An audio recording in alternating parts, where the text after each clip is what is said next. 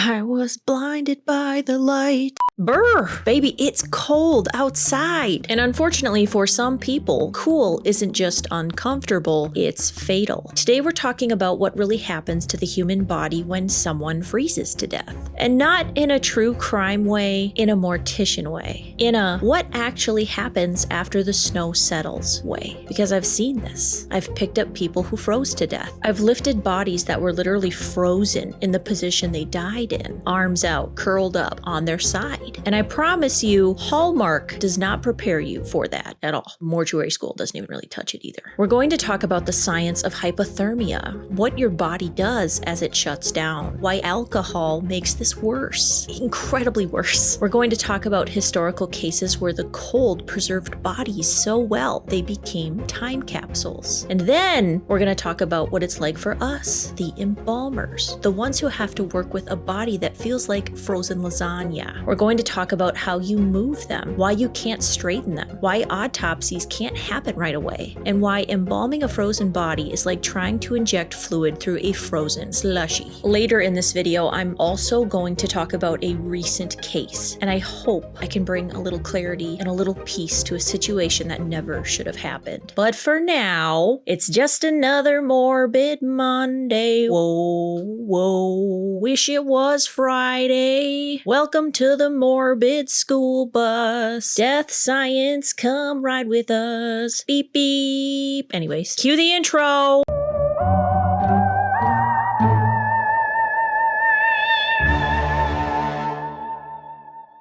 Anytime I try to change the intro, they're like, no, we like the song. And I'm like, me too. Anyways, first, let's talk about what freezing to death actually is. Because medically, this is called hypothermia. And it's not about how cold the air is. It's about how cold you get. Your body wants to stay around 98 degrees. That's the thermostat setting for alive. When the environment steals heat faster than your body can make it, your core temperature starts dropping. And once that happens, everything starts malfunctioning in slow motion. At first, your body fights. You shiver. Your muscles start vibrating like they're trying to generate heat through pure rage. Blood vessels in your skin tighten up to keep warmth around your organs. You feel cold, uncomfortable, and miserable. But as your temperature keeps dropping, your brain is the first thing to get stupid. Your judgment just goes right out the window. Coordination goes. You start making really bad choices, and you don't feel as cold as you actually are. You don't realize how dangerous the situation is. And this is where alcohol becomes a problem. Alcohol makes your blood vessels open up. You know that warm and fuzzy feeling you get when you drink? That's heat rushing to the surface of your skin, which sounds nice, feels nice, until you realize that's your body dumping heat into the environment faster than ever. So someone who's been drinking in colder weather may feel warm, but they're actually cooling down faster. As hypothermia gets worse, the body stops shivering. And that's a bad sign. That means the muscles don't have enough energy left to fight. Your heart rate slows, your breathing slows, and your thinking gets really fuzzy. And towards the end, something strange happens. A lot of people don't feel panic. They feel tired and they feel warm. They feel like sitting down. They feel like resting. And that's often the last decision they will ever make. Hypothermia doesn't usually look dramatic. It looks quiet. It looks like someone who just didn't get back up. So if you asked me, Lauren, where would you go to find the most frozen human bodies on Earth? Like right now, we're hopping on the bus, we're driving there. I don't think that's possible. We'll have to get some wings on the bus to fly there. But my first answer would be the mountains. High altitude, low oxygen, and violent cold. And wind that steals moisture off your skin like it's committing identity theft. If you want to see what cold does to a human body over time, you don't go to a lab. You go to Mount Everest. Everest is basically death's refrigerator. There are climbers on Everest who died decades ago and are all still there. Not buried, not embalmed, not recovered. They're just a part of the scenery now on the mountain. Because up there, decay doesn't get to do its job. It's too cold, it's too dry, and bacteria basically says, no thank you, I don't work in these conditions. So instead of rotting, these bodies slowly freeze dry. The wind pulls moisture out of them, the cold locks everything in place, and the mountain just gets to keep them. Some of these climbers are so well preserved that other climbers recognize them. They're used as trail markers. This is so morbid, but like so interesting. But why? But I get it. But damn. There's a climber known as Green Boots, and he died in the 1990s. And for years, people literally used him as a navigation point. Like, okay, once you pass Green Boots, you've got about an hour left before things get real bad, which sounds horrifying, but also makes sense when you remember that at that altitude, your brain is running on fumes and landmarks matter. And this is where people get confused. They see Everest and think, oh, cold preserves those bodies perfectly. But no, the cold preserves the shape of the body, but it injures the tissues. When tissue freezes, ice crystals form inside your cells, and those crystals rupture cell walls. They tear tiny little blood vessels, they damage muscle fibers, they mess up the skin from literally the inside out. So these climbers, if you've seen videos, for some reason it's all over my Instagram feed right now. So these climbers may look intact, but the tissue itself is fragile, preserved, but traumatized. And so are a lot of people on Instagram who have to look at those all the time. Instagram has like no community guidelines. It's so wild. But honestly, if you guys ever want me to do a full episode just on Mount Everest and some of the bodies up there, like the notable ones, because there's too many bodies for one video, let me know right now in the comments, because I will. I should do that. I'm looking forward to it. Oh, and if you're really good on Everest and there's specific climbers you want me to look into, like with their backstories and what happened to them, we could absolutely, we're just going to go for it. Anyways, moving on, because that mountain has seen more death than most cities. Now, Everest isn't the only place this happens. This story interested me a lot. High in the Andes Mountains, archaeologists found what we now call ice mummies. Have you heard of the ice mummies? People placed on mountaintops by the Inca civilization hundreds of years ago. One of the most famous is known as Juanita,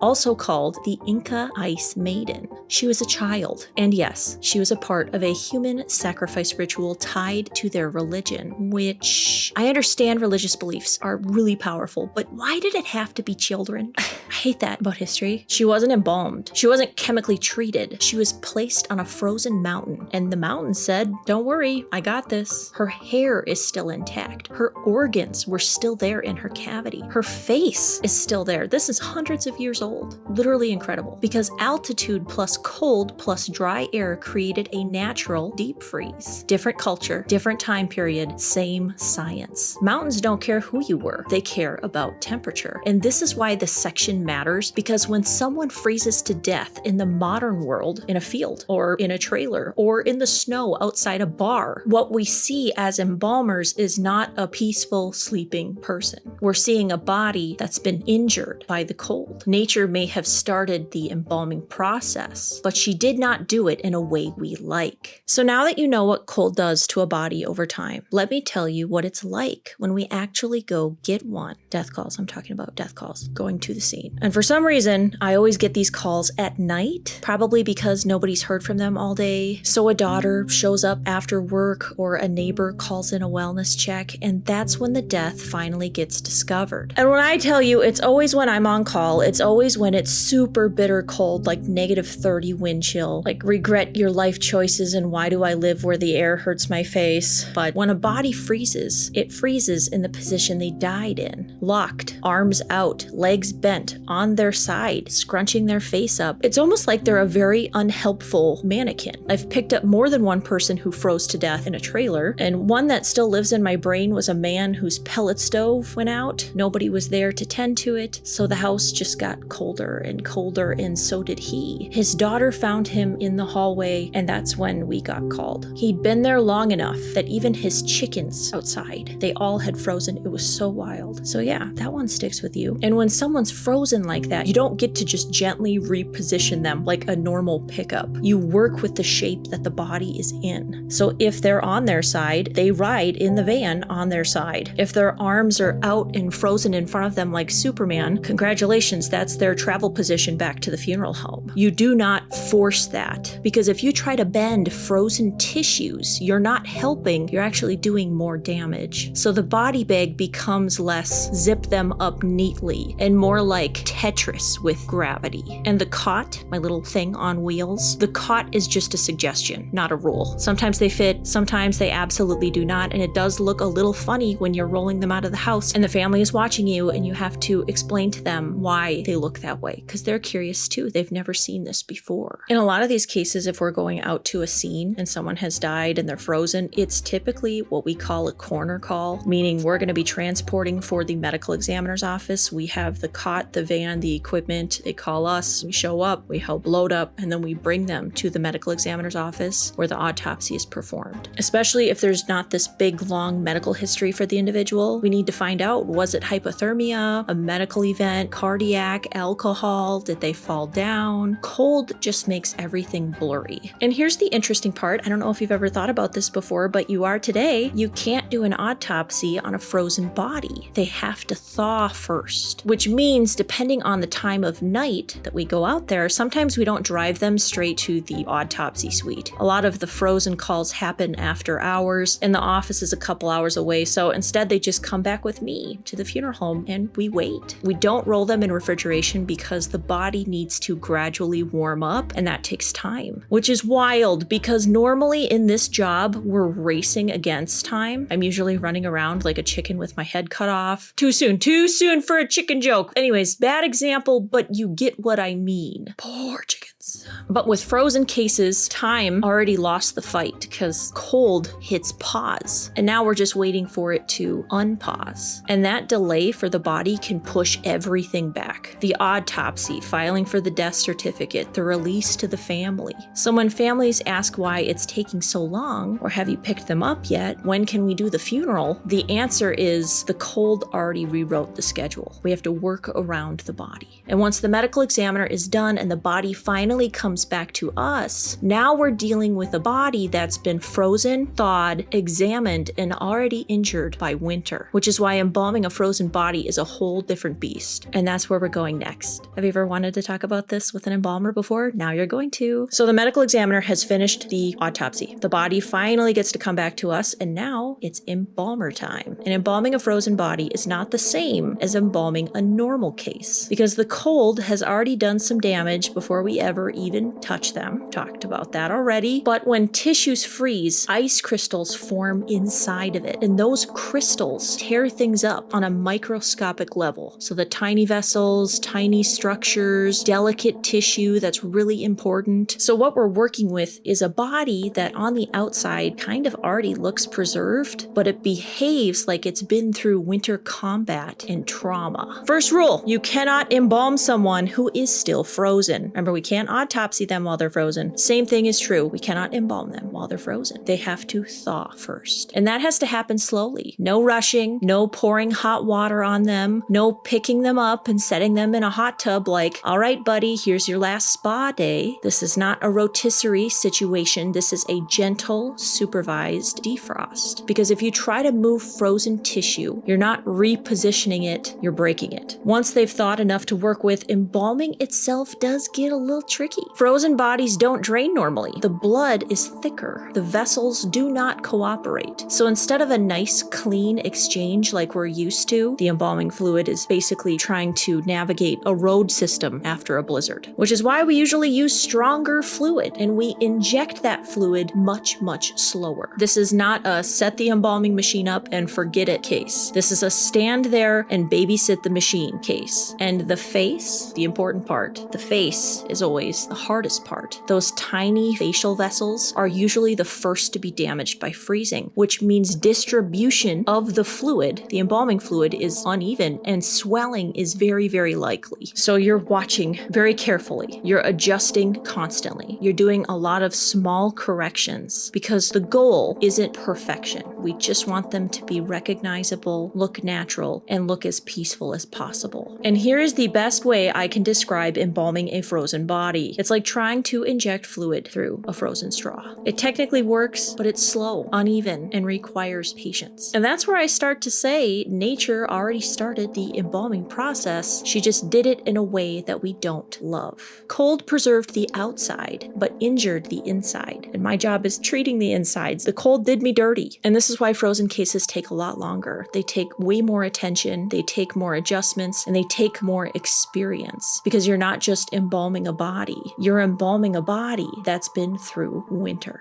I don't know if that was boring or interesting. Somebody asked, so here we are. Up until now, we've talked about science, love embalming science, love death science. We've talked about mountains, we've talked about embalming, my favorite thing. But frozen bodies are not a past tense thing. People are still freezing to death today in the year 2026. Recently, there was a case out of Kansas that has really stuck with me. Rebecca Rober was a 28-year-old elementary school teacher in Emporia, Kansas. She left a bar late at night during a winter storm. She didn't go very far. She was found in a wooded area not far from where she was last seen, like yards from the bar. I don't even know how many yards in a football field, but it was like a football field away. And this is the part that breaks my whole heart, because this isn't Everest. This isn't ancient history. This is a teacher, someone who had a classroom, someone who had students waiting for her, someone whose desk was still there the next day, but she wasn't. And this is where the science matters. Alcohol makes you feel warm, but it actually makes you lose heat faster. It opens up your blood vessels, so heat rushes to the surface and escapes into thin air. So her brain was probably telling her, oh, I'm fine, but her body was saying, we are absolutely not fine. Your judgment drops, your coordination drops, you get tired, you sit down, you curl up, you think you just need a minute, and freezing to death doesn't usually look like this big event. It looks like someone who didn't realize how much danger they were in. And when I think about Rebecca, I think about her students and all of those kids that had to find out she wasn't coming back, not because of illness, not because of a car crash, but because the